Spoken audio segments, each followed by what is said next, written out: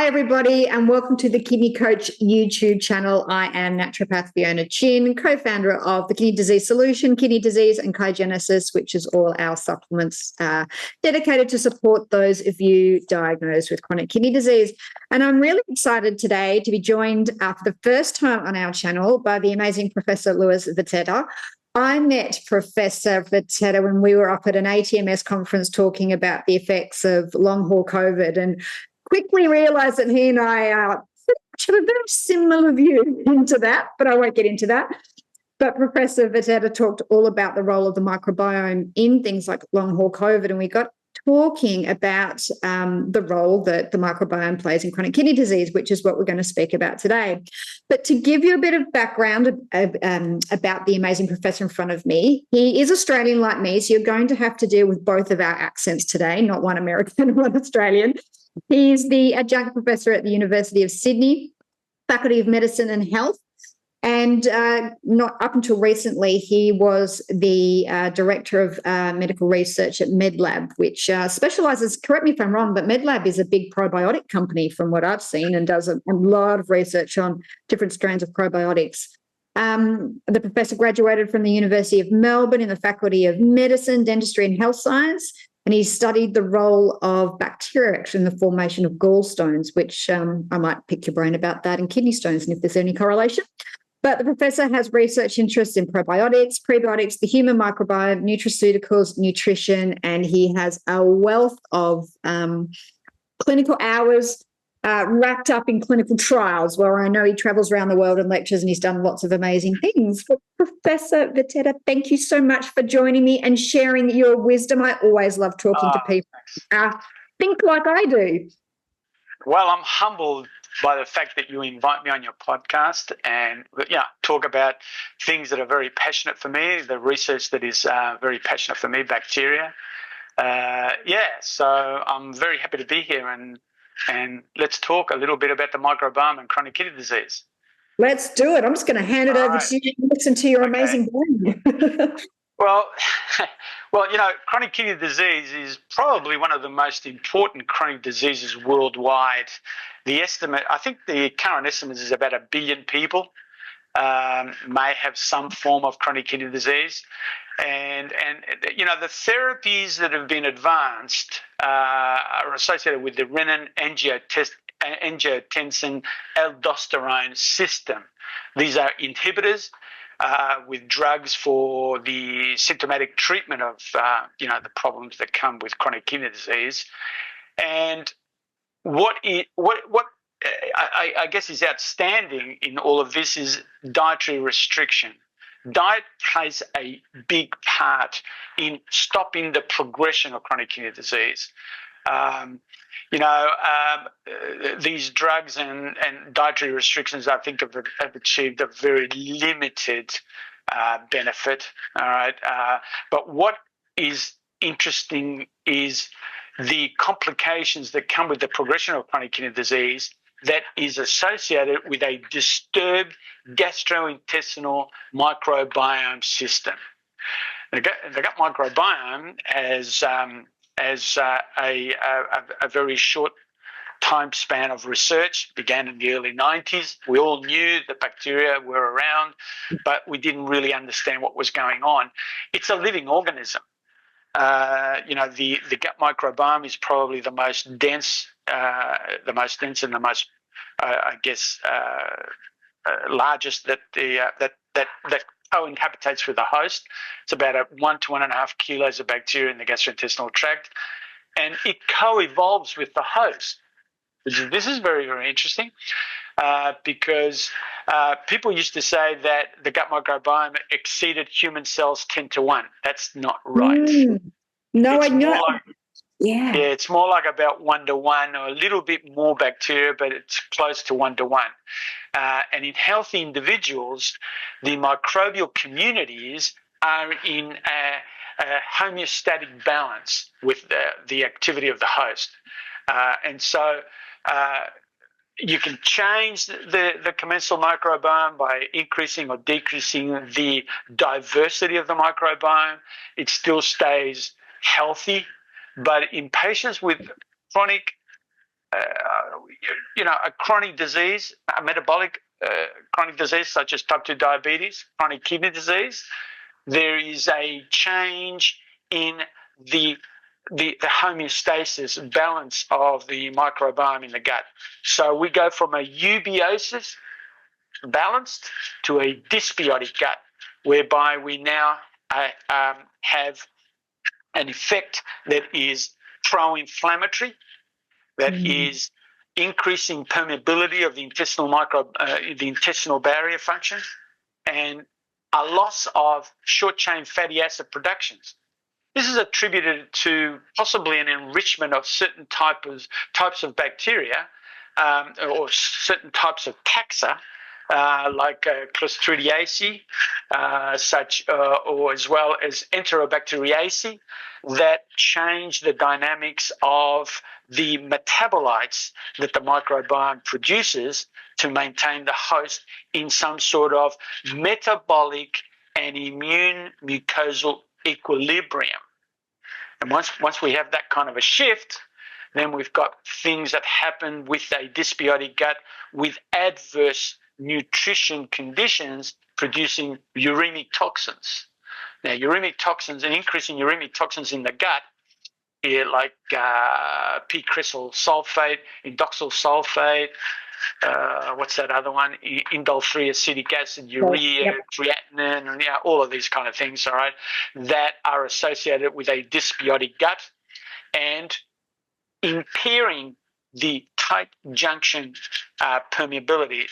You got an increase in permeability. So these things tend to seep into the circulation, become pro-inflammatory, and guess what? They end up in the kidney, and they damage the kidney. So we've got renal function damage, immune dysfunction. And in all of these kind of physiological changes that happen, what we have is the potential mechanisms that are associated with immune dysfunction, translocation bacteria, impaired intestinal barriers, and increased production of these gut-derived uremic toxins that then progress chronic kidney disease. That's the problem. That's the problem. There's a permeability problem with the gut. It's an inflammatory problem. The uremic toxins increase in circulation, in the systemic circulation. They get dumped in the kidney, and this contribution is to vascular damage, glomerular sclerosis, kidney fibrosis, tubular damage, promoting inflammation locally and resulting in adverse outcomes that complicates chronic kidney disease, such as then we have some cardiovascular risk factors. A lot of the symptoms frequently experienced by patients with chronic kidney disease, are associated with the upper gastrointestinal tract and the lower gastrointestinal tract. And as you may know, the gastrointestinal tract is just a 10-meter tube. It's got an entry and an exit, all right? And some of the symptoms that are experienced by patients with kidney problems, they're associated with the upper gastrointestinal tract, and anorexia, losing your taste for food, hiccups, stomatitis.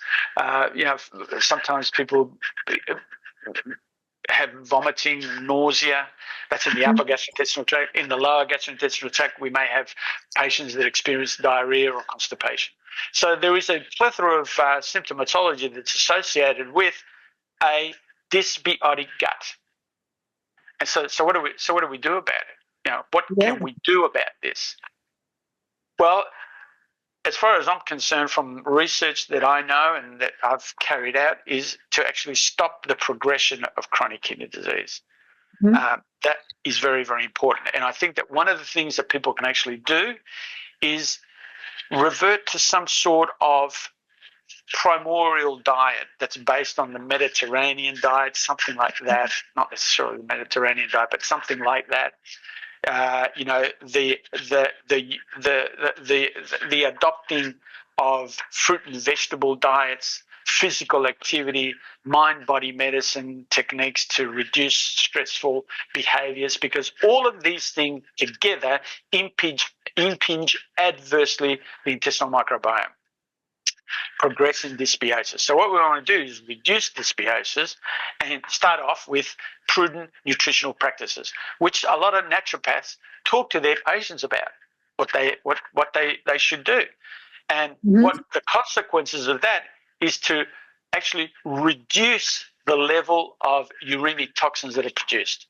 When you reduce the levels of uremic toxins that are being produced in the gut, you recover some of the dysbiosis, you lower inflammatory reactions, you get a better permeable membrane so that you don't have a lot of things seeping into the systemic circulation. And it has a positive effect on the progression of it, reducing the progression of chronic kidney disease. And this is important. The adopting of using probiotics, prebiotics, symbiotics, using from a naturopathy point of view, adopting a nutritional profile that will reduce gut dysbiosis can actually improve chronic kidney disease outcomes. And I think that once we do that, you're now in a state of diversifying the intestinal microbiome so that you're now producing short-chain fatty acids such as butyrate, which is anti-inflammatory. It improves mucus turnover, which is a barrier, and it improves tight junction functionality. And when you supplement with probiotics such as bifidobacteria, which are acetate and propionate producers, they produce the food for the bacteria that produce short-chain fatty acids such as butyrate. So you have this cross-feeding reaction that's actually happening, which a lot of probiotics tend to do. And improving the functionality of Akkermansia mucinifera, which is a mucus turning over microbiome, or Faecalibacterium prausnitzii, which produces short-chain fatty acids such as butyrate, anti-inflammatory, improving the intestinal bacterial function. And this all happening in the distal part of the gastrointestinal tract, in the terminal ileum, and the last bit of the small bowel, and the first bit of the large bowel, the ascending colon, where the appendix is, keeping maybe also the appendix nice and healthy, because it is, as far as I'm concerned, from what my research is, that it houses a re-inoculation inoculum for the large bowel. So when we're losing some of these keystone species, probably the vermiform appendix is actually releasing some of these to re-inoculate the large bowel, the ascending large bowel, trying to make restitution of the change in diversity that has come about because of some adverse problem, adverse nutrition, adverse physical activity, too much use of antibiotics, whatever it is. Okay, making a restitution of the dysbiotic gut towards a eubiotic gut, and improving inflammatory responses, improving gut barrier function, improving mucus turnover, and re-establishing some sort of balance between the commensal microbiomes that live with the host and downplaying the activity of the pathogenic bacteria that tend to want to adversely affect the host. How's that for an introduction? Is that good enough? That's a fabulous introduction. And the first time I ever heard anything about the appendix having such a significant role and actually what it did on the microbiome was the first time I heard you say that when we were in Sydney together. And I just, I said to you before I hit record, I find that fascinating. So for anyone that didn't quite understand that or get that, it sounds to me like, and you really mentioned the mechanism, I think, in Sydney, is that the appendix closes up when we get an infection to protect itself, right? And then once the infection is clearing or starting to clear, it opens back up and sort of squirts out a because it's only probiotics.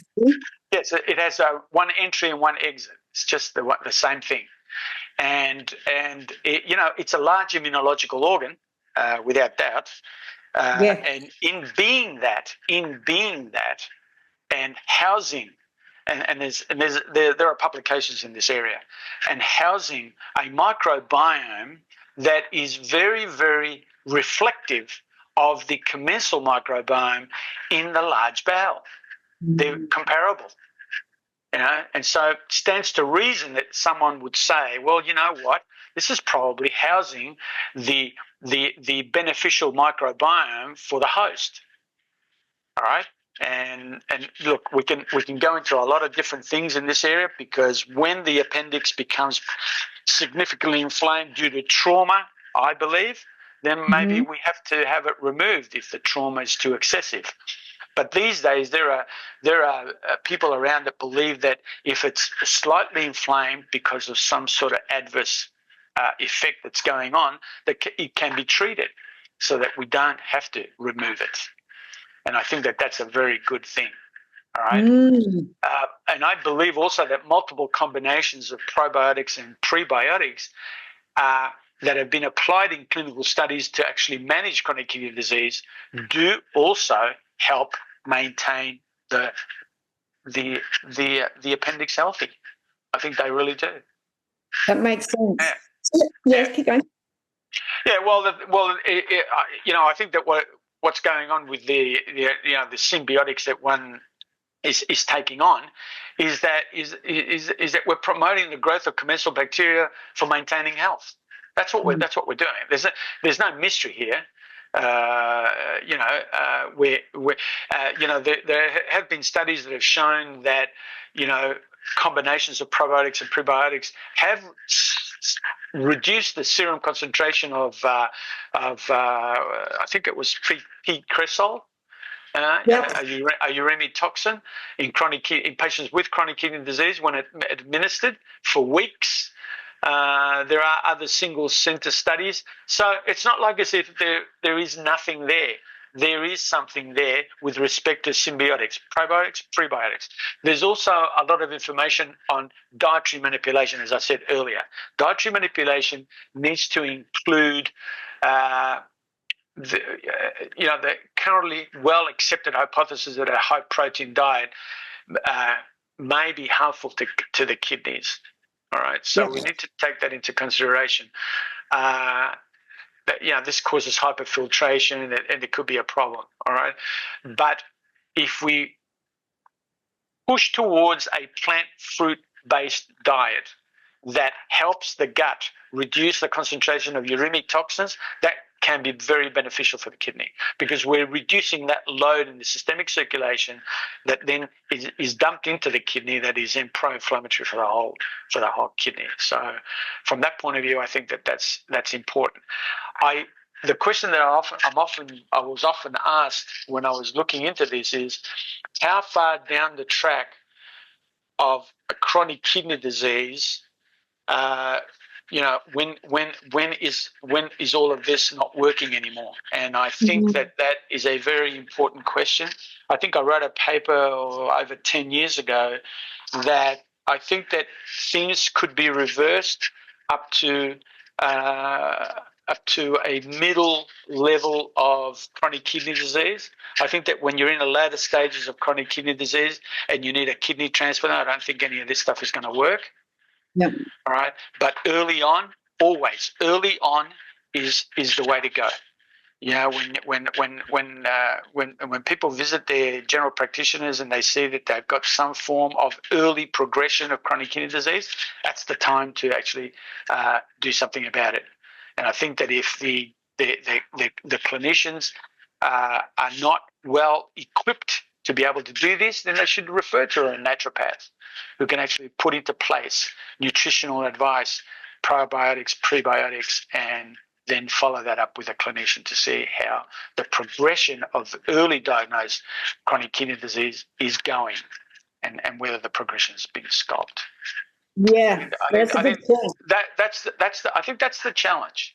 That's the challenge, and that's a perspective that I think is very, very important, where doctors and naturopaths actually work together for the benefit of the patient, actually. Oh, I agree. I mean, I had just a patient yesterday with Parkinson's, but I did a microbiome test on because we know they're very linked, and has kidney disease, but no one has flagged it. Came up on the drug, so he's in a stage 3, and I'm like, has anyone flagged this? No, and that's the biggest problem we have is most general practitioners won't flag kidney disease until we're in stages 4 or 5, heading towards failure. But because the stigma is you can't reverse kidney disease, and unfortunately that's not true. We see so many examples of that. So yeah, that is a frustration for a lot of people diagnosed with kidney disease. I have a couple of questions for you about some of the things that you said. First is the translocation of bacteria and into the kidney. So obviously when we're getting a breach of the microbiome and the the mucosal barrier, and we can have movement of things like uremic toxins down into the kidneys, how much translocation, like have the kidneys got their sort of own, well, they're not going to have a microbiome, but they obviously have certain bacteria that they're okay with filtering. And then when we get these really high levels of uremic toxins, tell me about that. Let me explain that. I don't think that the kidneys are filtering bacteria. They're filtering the metabolites that have been produced in the gut that then seep into the systemic circulation, the uremic toxins, but not the bacteria. The uremic toxins, when they reach the kidney, can be pro-inflammatory because we've got mucosal tissue that reacts to these kind of adverse molecules, right? And so, what you want to do is you want to turn the tap off. Okay, you don't want the kidney to be continuously filtering because that's what it does, right? What you want to do is you want to go upstream and turn the tap off. All right, and turning the tap off is influencing the microbiome in the gastrointestinal tract to reduce significantly the concentration of uremic toxins it's producing. All right, and one way to do that is to remodify the intestinal microbiome so that there are diverse shifts towards health, towards eubiosis, rather than maintaining a dysbiotic gut. Just keep on making all the uremic toxins that you want. The kidneys, going to eliminate them. It doesn't really work that way because what we're actually doing is burning the kidney up. And the uremic toxins are actually overwhelming the kidney eventually because it's just this continuous flow that's coming from the gut. And what you want to do is you want to eliminate these detrimental effects, okay, or actually significantly reduce the proportion of the concentration of uremic toxins that are being produced in the gut and then going into the circulation. There is another way that people have been talking about this, and this is fecal microbiome transplantation, FMTs, which is an alternative to probiotics and prebiotics. This may have some legs to it. Again, what we're trying to do with this is to transfer a donor sample from a healthy donor to a patient with chronic kidney disease to influence positively the intestinal microbiome so that we can then reduce the concentration of uremic toxins. That's basically the aim. Very, very simple aim with a bit of a complicated method to do this. So you can decrease albuminuria and modulate renal phenotype in antibiotic-treated patients, and particularly the studies that have come from mice that have done this kind of thing, and actually seeing that there is a change in the diarrhea or constipation or symptoms of dysbiosis in the gut that comes with chronic kidney disease patients. So, there are other alternatives: probiotics, prebiotics, good nutritional practices, and maybe some patients may benefit from an FMT from a healthy donor. Yeah, I don't know. I know that there are some risks with FMT, and we require more rigorous research in this particular area so that we know what really is going on in terms of the risks. But it's another alternative to diversify the microbiome and shift it towards a healthy microbiome. And then my other question is causal. How much? I mean, we obviously know that diabetes and cardiovascular disease are the leading causes of chronic kidney disease. How much do you think because I know from a naturopathic point of view, as you do, that the microbiome plays a huge role in those diseases occurring. So how much of a role do you think that a dysbiotic gut has in the causation of chronic kidney disease, or is it a myriad of things where you've got to have this predisposition to maybe some metabolic changes first? Well, the metabolic changes come along because there is a dysbiotic gut. In my way of thinking, there is a gut-kidney axis, without doubt. Like there is a gut-liver axis, a gut-respiratory axis, a gut-heart axis, a gut-brain axis, and in this particular, if we just look at that, the gut is central for chronic kidney disease. People that age will lose kidney function as we age, okay? But not everybody goes into a chronic kidney disease profile. You will find from the literature that a lot of these people have aberrant metabolic problems with the gut, metabolic syndrome, type 2 diabetes, progressed type 2 diabetes, cardiovascular problems, obesity, all of these constellation of problems that are associated with a significant metabolic disorder that adversely affects the gut. And the more adversely we affect the gut, the worse things are. Now, you might have a patient with type 2 diabetes who has low levels of uremic toxins because their problem is just, they might not be genetically affected. Could I bring into play genetic manipulation here, or genetic susceptibilities? Possibly there might be something of that. But the main point is there is gut metabolic dysfunction. And I think that is the primary cause of the progression of chronic kidney disease. And I think we can save people, we can save the progression until they get to sort of stage 3A, which is moderately reduced kidney function. Something like about up to 60 ml per minute filtration, familiar filtration rates. I think that can be stopped and a little bit reversed if we can influence the gut. The gut is the most important for me, because that's where the problem is coming from. It's not coming from the air. It's coming from a pro-inflammatory, dysbiotic, permeability, dysfunctional barrier in the gut, and a bunch of taxa, or two main taxa, as I said, producing adverse metabolites that then overwhelm the systemic circulation and overwhelm the kidney. I think that's where it is. Some people may say, well, that's not where it is. We need to create, we need to look at at some novel pharmaceuticals. Well, okay, sure. I don't discount that. Okay, maybe we need new drugs to help the kidney do the job. Yes, that's fine. But I think that in the interim, turning the tap off, the uremic toxin tap off in the gut will help. It'll help.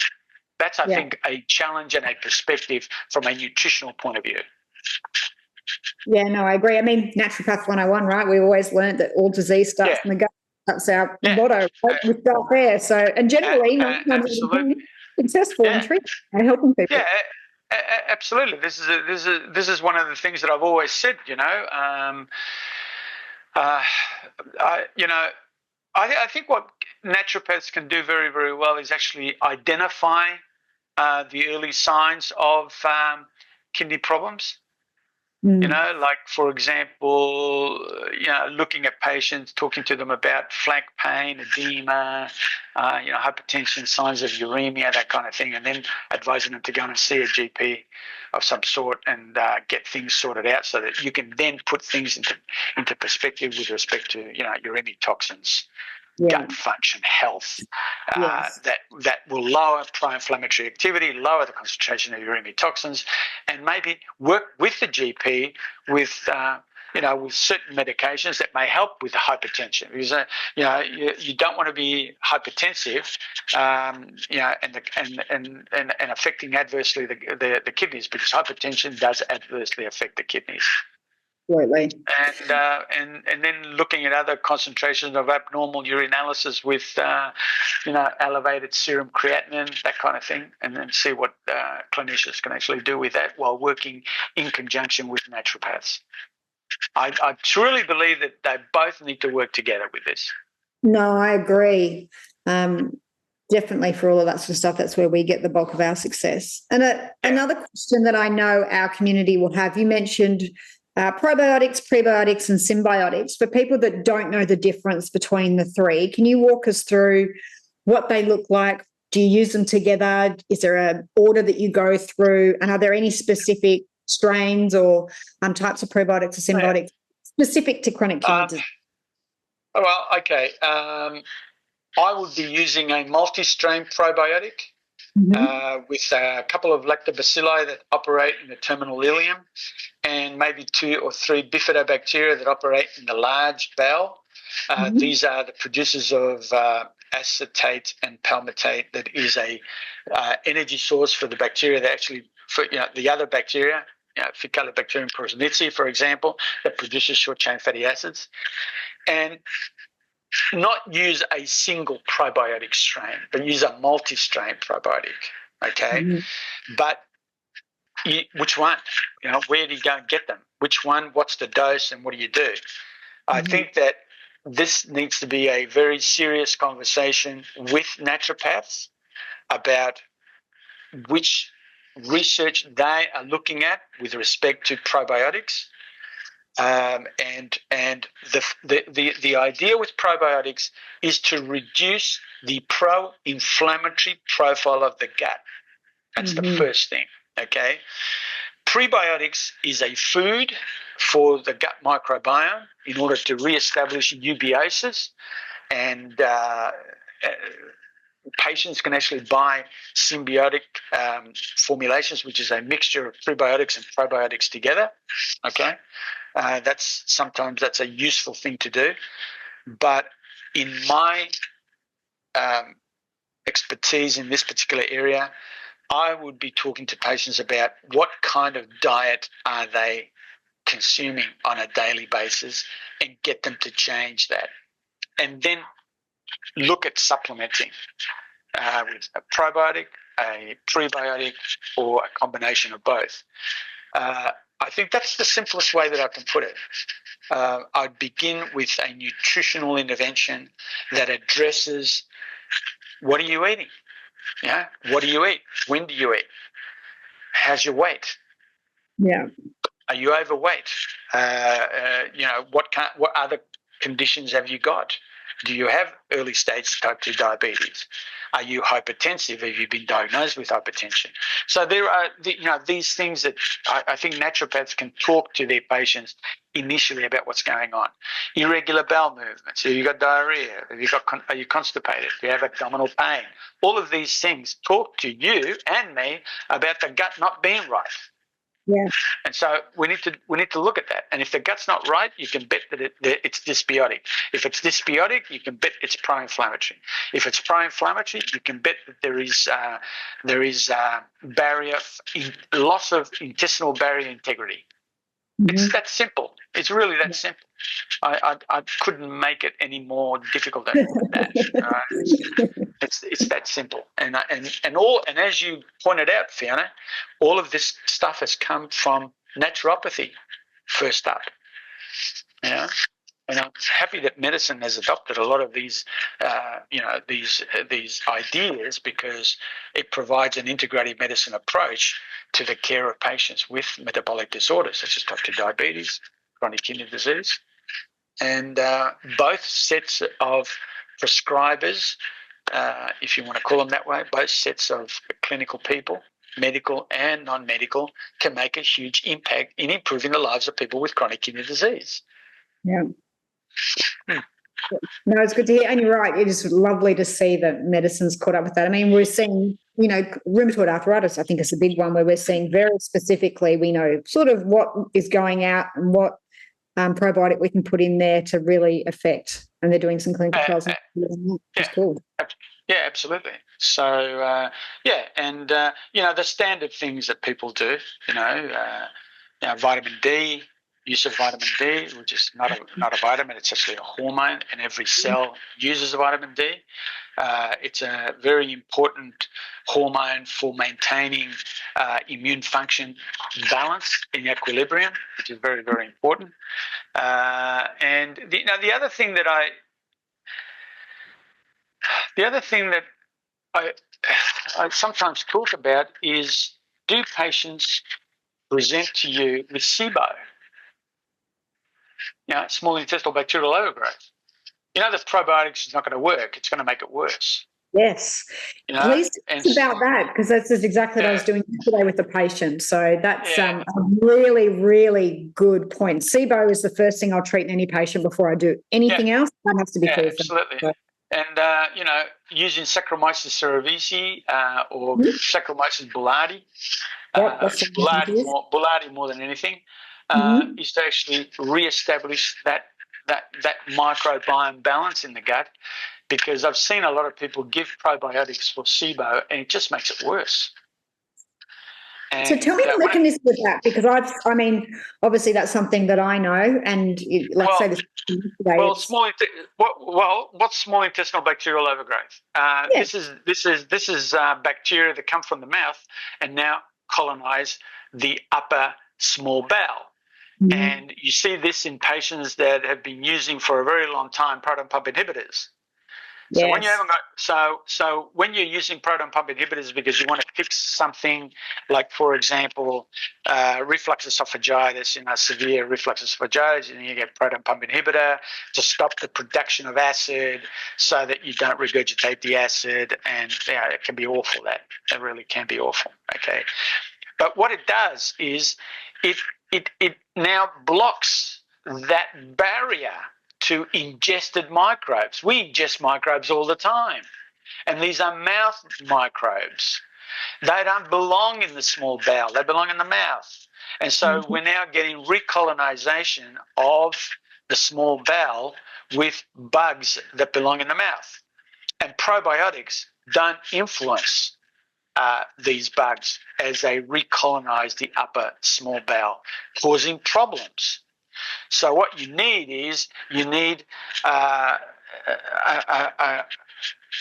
don't know, what would you call it? You would need an organism that will not necessarily adversely affect the bowel by producing compounds and substances that will reduce the concentration of these ingested microbes from the mouth, and allowing the gut to reestablish some sort of metabolic equilibrium. And boulardii does this up and down the bowel, small and large bowel. It does it really, really well. Mechanistically, I don't think that I've got a total handle on this, but it is actually working with the commensals, because yeast in the gut are present as a commensal. Right. Yeah. And they can actually work with the variety of taxa that are commensal in the gut that work with the host to reestablish that equilibrium. That's basically it. There's. I could go into the biochemistry, very specific about the biochemistry of it and the physiology of it, but I think it's not really necessary. It's just to know that there is an inducement of an equilibrium with the gut resident bacteria, not the ones that come from the mouth that are trying to become residents in the gut. Most of the bacteria in the mouth are aerobes.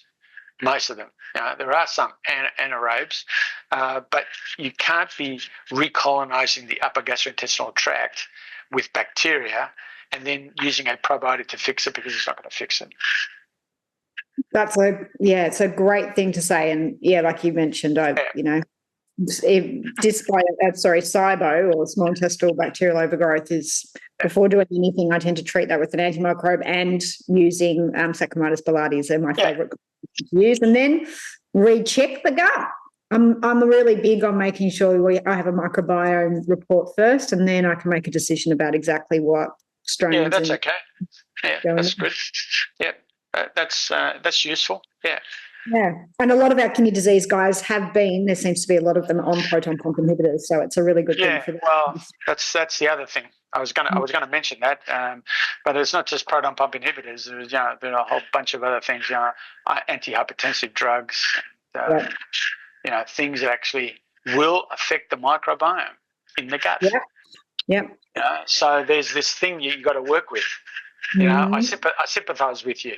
You got to do this balancing act. So yeah.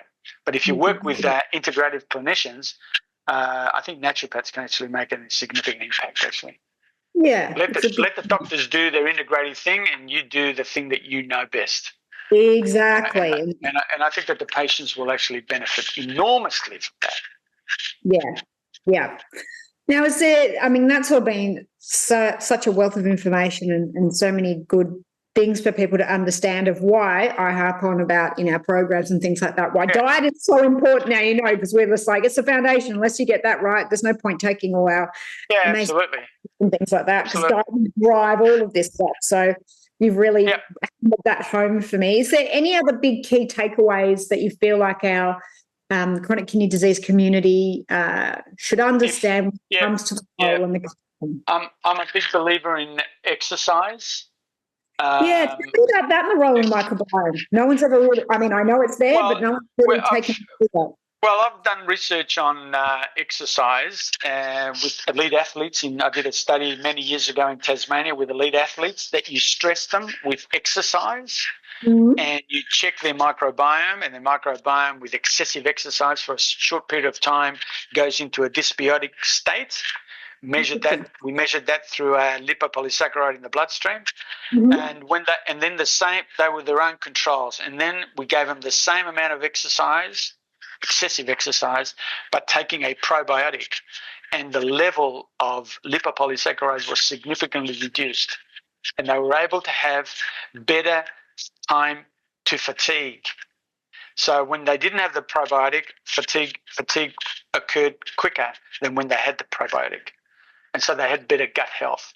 I certainly do believe that exercise does improve gut health. Not only because it's good for the immune system, but it's also good for the mind, and it's stress reducer. In the middle of all chronic diseases, stress is the big thing. And like I've often said to my students, and I've often lectured, there is no prosthetic device for an amputated head. You've got a prosthetic device for just about everything, but not without a head. So that should just, without even doing the experiment, that should just tell everybody how important it is what's going on above the neck. And that's very, very important, because it influences your nutrition. It influences whether you're paying attention to your naturopath. It influences whether you're paying attention to your integrative clinician. It influences everything. All right? And if your mindset is right, then you're listening and you're putting things into play that will help reduce the progression, and in this particular case, the progression of chronic kidney disease. It's so lovely to hear someone with your background just understand the role that stress plays in chronic disease, because it's that and diet. The rest all comes sort of secondary to that, doesn't it? Yeah. So I'm a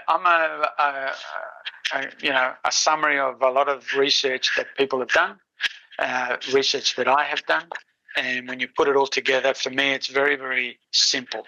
The brain, what goes in your mouth, how you take care of your gut, and your physical activity. That's just it. That's just it. And sometimes you need medications. All right. Sometimes you do. Sometimes you do. You can work it in an integrative perspective. All right. For the benefit of the patient, but you also need to be looking at the things that you do with this hand. This is not an automatic response. This is a learned response. All right. And I don't know anybody better than a naturopath to actually say, listen, what are you doing with this hand? And it comes back to what we say, that chronic disease that we're seeing an absolute outburst of, in the last 10 years is a lifestyle disease, really, isn't it? Yeah, it is. Absolutely. It's a lifestyle disease. Yeah, absolutely. I cannot agree more. You look at the United States, you've got a population that's verging on 60% obesity. This is chronic kidney disease coming from all over the place. Mm-hmm. Chronic kidney disease, type 2 diabetes, musculoskeletal disorders, cancer, a whole bunch of different things that are associated with the gut. Yeah. Because the gut is central in all of this. It's central. Whether people want to believe it or not, it's central. Okay? And you get the gut right, you will possibly improve the symptoms associated with whatever chronic disease a person's afflicted with. You will actually improve. And, so improving the gut, nutrition, supplementation, the use of functional foods is really paramount. And then you add that to physical activity, some mind-body medicine techniques to reduce your daily stress, because everybody's got stress. I've said this many times before. The only people I know that aren't going to be stressed are the people that have died. They've got something else. Everybody else on this planet has some form of stress daily that they need to deal with. All right?